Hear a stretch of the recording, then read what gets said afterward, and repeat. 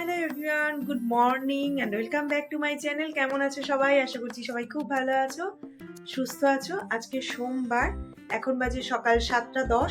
এখন থেকে তোমাদেরকে সঙ্গে নিয়ে আজকের ব্লগটা স্টার্ট করছি।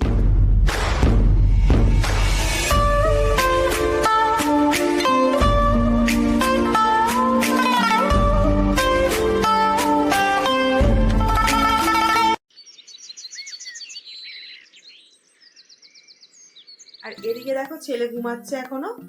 ও বললো, ডেকেছিলাম ওকে, বললো 7:30টায় ডাকবে মা, এখন উঠবো না, আরো 20 মিনিট ঘুমিয়ে নি বলে আবার ঘুমিয়ে পড়েছে। আর ওদিকে আমি ওদিকে আমি প্রেসার কুকারে পাস্তা সেদ্ধ বসিয়েছি, ছেলেকে টিফিন দেবো, পাস্তা বানাবো একটু। আর এদিকে ভাত বসিয়ে দিয়েছি। আজ সেইভাবে বিশেষ কিছু রান্না হবে না। কালকে দিদিভাই মাছের কালিয়া দিয়েছিল, পুরোটা ধরা রয়েছে, একটুখানি চিকেন রয়ে গেছে। আর এদিকে আমি বানাবো টিফিনের জন্য বললাম পাস্তা, আর একটুখানি লাউ চিংড়ি বানাবো, তাহলে আমার আজকের রান্না কমপ্লিট হয়ে যাবে। মানে সকালবেলা আপাতত রান্না হবে পাস্তা, ভাত আর লাউ চিংড়ি, তারপর স্কুল যাব। আর আজকে একটু কলেজ স্ট্রিট যাব, চলো তোমাদেরকেও ঘুরিয়ে আনি। আর রাত্রে আমি সব কেটে রেডি করে শুয়েছি। এখানে পাস্তার সবজিটা একদম লঙ্কা থেকে আরম্ভ করে সব কিছু পেঁয়াজ কেটে ধুয়ে জল ঝরাতে দিয়ে শুয়ে পড়েছি। আর এখানে দেখো লাউ চিংড়ি করব, সেম জিনিস, লঙ্কাগুলোও চিড়ে রেখেছি, লাউটাও ধুয়ে কুচিয়ে রেখেছি। আমি বড় বড় টুকরো করে আগে লাউটা ধুয়ে নিই, তারপর কুচাই আর কি। লাউ থেকে তো এমনিই জল বেরোয়, যাতে আর বেশি জল না বেরোয় তাই জন্য। আর আমি না খুব মিহি করে লাউ কোচাতে পারি না, আমি এরকমভাবেই করি। কাজে একদম একদম সেই 16 কলা সম্পূর্ণ আমি, কাজের কোনো ত্রুটি নেই আমার, এরকম কাজ আমি করতে পারি না গো, যা হোক করে সংসার করি। এখানে এখন সবজি দিয়ে আমি ম্যাগিটা বানিয়ে নিচ্ছি। এর মধ্যেই দুটো ডিম মানে ভেঙে দিয়ে দিয়েছি, ডিমটা আর আজকে আলাদা করে ভাজিনি। আর পাস্তাটা দেখো প্রেসারে একটা সিটি দিয়ে নিয়েছি, মানে পুরো সিটি দিইনি, ওই শোঁ করে আওয়াজটা হচ্ছিল তখনই আমি অফ করে দিয়েছি। তো নয়তো পাস্তাটা সেদ্ধ হতে না অনেক টাইম লেগে যায়। নিয়ে আমি জল ঝরিয়ে আবার ঠান্ডা জলে একবার ভালো করে ধুয়ে নিয়েছি, ব্যাস হয়ে গেছে।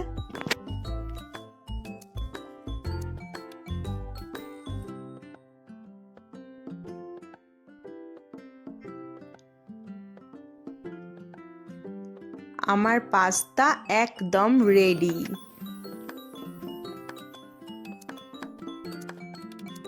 পাস্তাটা তো হয়েই গেল।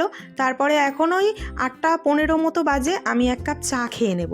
চাটা না খেলে ঠিক হচ্ছে না, শীতের সময় তো মানে একটু ভালো লাগে চাটা খেলে আর কি।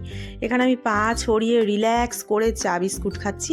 আর আমার না চা কেন জানি না, চা কফি খেতে গেলে আমাকে একটু সময় দিতে হয়। মানে ভাত রুটিটা তুমি বললে আমি তাড়াতাড়ি খেয়ে নিতে পারি, কিন্তু চা কফির ক্ষেত্রে আমি বেশ একটু বসে বসে একটু কী সব চিন্তা করতে করতে ভাবতে ভাবতে খাবো, আমাকে এইটুকু টাইম তোমাকে দিতে হবে, মানে ওটা আমার বেশ ভালো লাগে। আর এখানে দেখো লাউ ঘন্টটাও হয়ে গেছে, নামানোর আগে একটুখানি চিনি দিলাম, মানে লাউ ঘন্ট তো একটু মিষ্টি হলে ভাল লাগে, আর ধনেপাতা দিয়ে নামিয়ে নেব।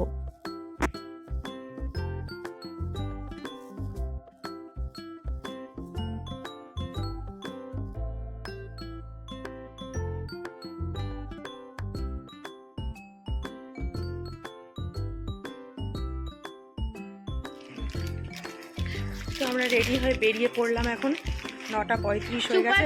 চেরি ফ্লেভার এখন আমি খাবো। ট্রেন ধরবো, চলো কলেজ স্ট্রিট গিয়ে তোমাদের সঙ্গে দেখা হবে। অন্য সময় শিয়ালদা দিয়ে কলেজ স্ট্রিট যাই, কিন্তু আজকে সেন্ট্রাল দিয়ে যাব, যেহেতু ছেলেকে স্কুলে ছেড়েছি। নেতাজি ভবন থেকে আমি আবার মেট্রো ধরে সেন্ট্রালে চলে এলাম, আর এখান থেকে টুকটুক করে হাঁটতে হাঁটতে চলে যাব পুরো কলেজ স্ট্রিট।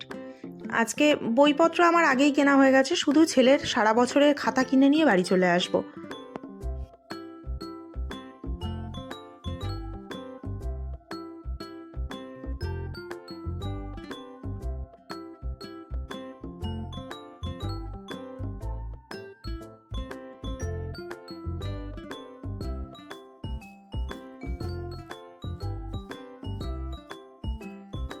নতুন সেশন শুরু হওয়ার জন্য কলেজ স্ট্রিটে মানে চূড়ান্ত ভিড়। এখন বাজে সকাল ওই 11:30 মতো, আর এখন ভিড় দেখো, মানে প্রচণ্ড ভিড়। খাতার দোকানে লাইন দিয়ে খাতা কিনতে হয়েছিল।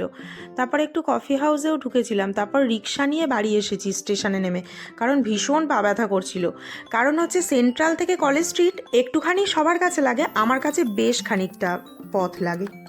আমার যেহেতু পায়ে সমস্যা আছে, হাঁটতে পারি না সেইভাবে, মানে পারি কিন্তু ভীষণ পা ব্যথা করে। তো তাই জন্য এসে তখন খাওয়া দাওয়া করে একটু ঘুমিয়ে নিয়েছিলাম। আর এখন এই সন্ধ্যে থেকে স্টার্ট করিনি, প্রায় 8টা বাজে রাত। এখন আমি চা বসাতে এলাম, আদা চা। অভিক বাড়ি এসেছে, তো চা খাবে বলছে, একটু আদা চা বানালাম। কিন্তু ফাইনালি আমার আর চাটা খাওয়া হয়নি, আমি চাটা খেতে ভুলে গেছি।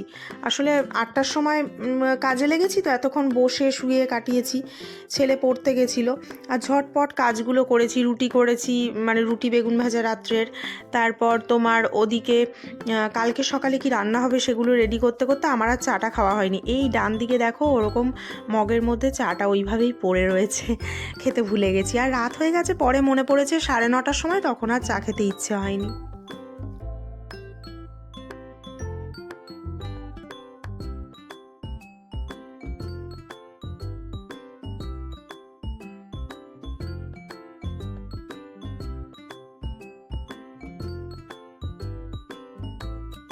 প্রতিদিনের মতো তোমাদেরকে আরও একবার বলতে চাই আর বলছি যে ভিডিওগুলো যদি ভালো লাগে তাহলে প্লিজ একটা লাইক কমেন্ট করে দিও, আর সাবস্ক্রাইব করে পাশে থাকতে ভুলো না, একটু সাপোর্ট করো।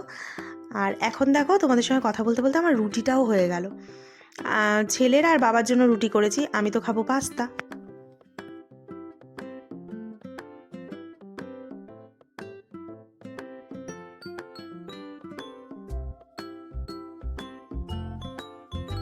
এটা সেই ওই বাড়ি থেকে আনা বেগুন, মানে আমাদের একটা দাদা আছে, তার বাগান আছে, তো সে বাগান থেকে পেড়ে পেড়ে দিয়েছিল মাকে আর আমাকে। আমি নিয়ে এসেছিলাম 3টে বেগুন ওখান থেকে।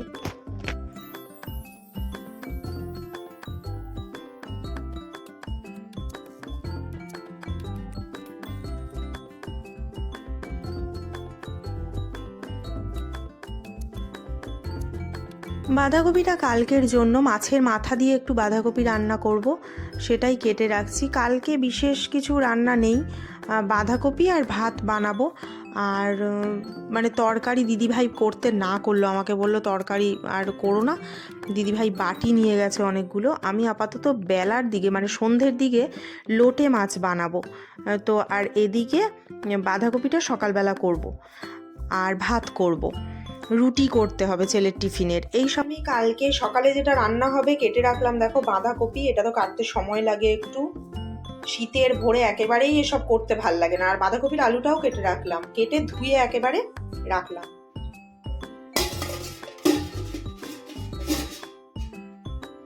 এখন রাত্রে বাবা আর ছেলের জন্য একটুখানি বেগুন ভাজবো।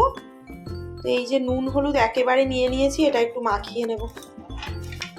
বেগুন ভাজা রুটি খাবে, আর একটু পনিরের তরকারি আছে, সকালে দিদিভাই দিয়েছিল, ওটা দিয়ে বাবা ছেলের খাওয়া হয়ে যাবে।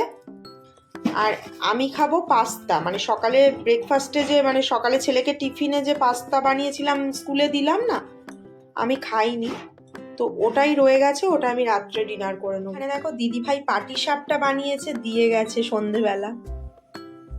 আমি একটা খেয়েও ফেলেছি এর মধ্যে। একটু বাসি ভাল লাগে, মানে ওগুলো কালকে খাওয়া হবে আবার। তো চলো এখন ঝটপট বেগুনটা ভেজে নিই, 9টা 10 হয়ে গেছে রাত্রি। কালকে থেকে ছেলের 4:30টার সময় ছুটি হবে, আর মানে পুরো 8 পিরিয়ড সব হবে পুরোটা। তো 4:30টায় ছুটি হবে, বাড়ি আসতে আসতে প্রায় 6:45 বেজে যাবে। 5:20 ট্রেন ধরবো টালিগঞ্জ থেকে। এবার থেকে আমাকে 5:20 ট্রেনই ধরতে হবে, মানে সন্ধে হয়ে যাবে প্রায় বাড়ি ঢুকতে ঢুকতে। তো আমাকে এবার থেকে দিতেও যেতে হবে, আর মানে আনতেও যেতে হবে। এতদিন অভিক একটু নিয়ে আসছিল, কিন্তু অভিক আর পারবে না, 4:30টার সময় ছুটি হলে ওর হবে না, তাই জন্য আর কিছু করার নেই। তো আজকের ভিডিওটা বন্ধুরা এই পর্যন্তই। তোমরা সকলে খুব ভালো থেকো, সুস্থ থেকো, সবাইকে গুড নাইট, টাটা।